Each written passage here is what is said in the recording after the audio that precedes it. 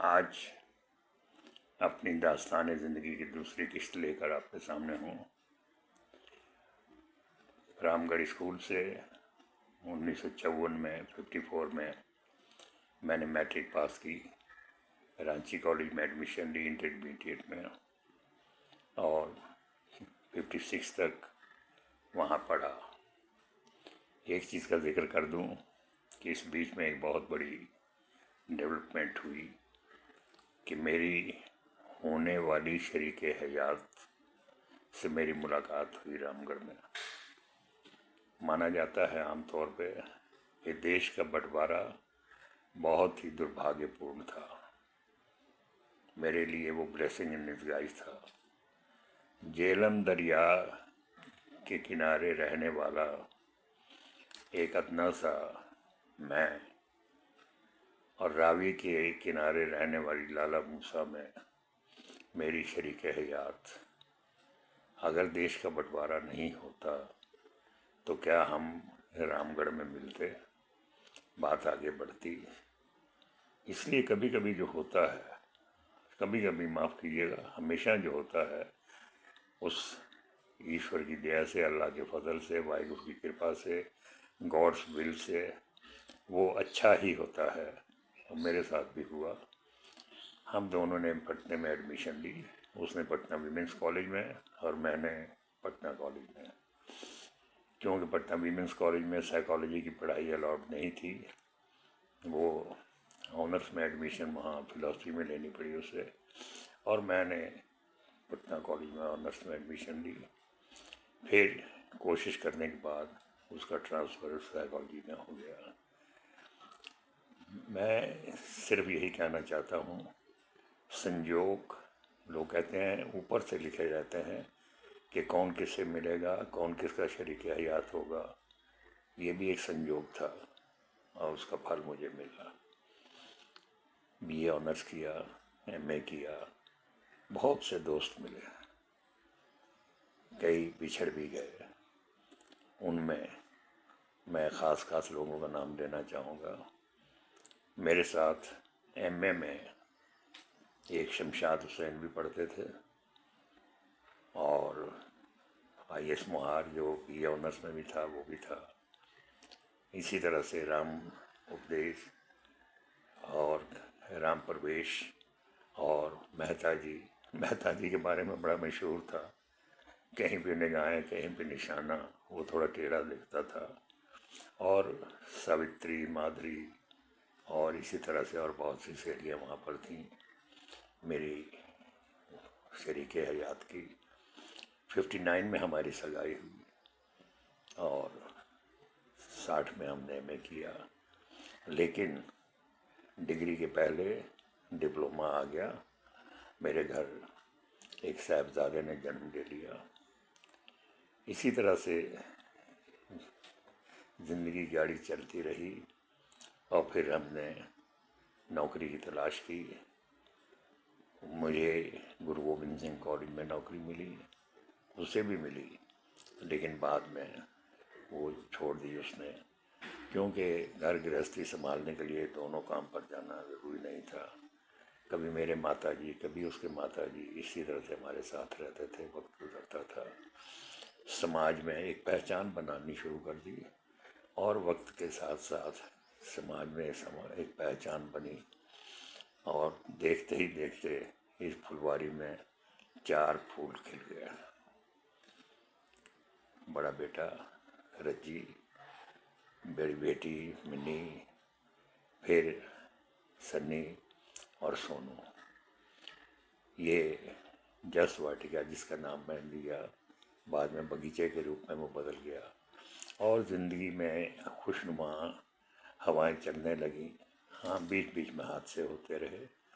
पिताजी का साया सिर से उठ गया, फिर देखते ही देखते माताजी का साया उठ गया, उसके माता पिताजी का साया भी उठ गया।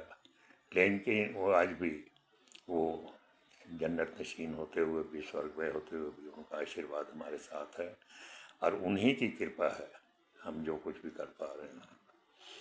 नौकरी के दौरान मैं एनसीसी में चला गया और वहाँ फिर कहूँगा कि ईश्वर की दया से मैं उस एनसीसी में सबसे बड़े ओहदे मेजर तक पहुँचा, होल टाइम पर भी काम किया और पहले एडमिनिस्ट्रेटिव अफसर रहा, फिर अफसर कमांडिंग हो गया। अफसर कमांडिंग का एक जिक्र ज़रूर करूँगा। मैं बिहार शरीफ में था और वहाँ मेरे एक दोस्त थे जो मुझे जाने मन कहते थे, डॉक्टर स्त्री। क्या इंसान थे वो, फरिश्ता थे। रोज़ शाम को मेरे आंगन में, बहुत बड़ा आंगन था बटालियन का, वॉलीबॉल का मैच होता, जो हारता वो चाय का खर्चा देता, बनाता मेरा ही आदमी।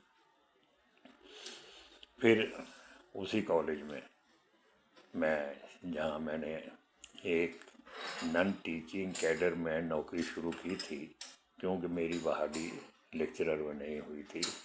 जो फर्स्ट क्लास फर्स्ट था इंद्रजीत सिंह मुहार, उसकी हो गई।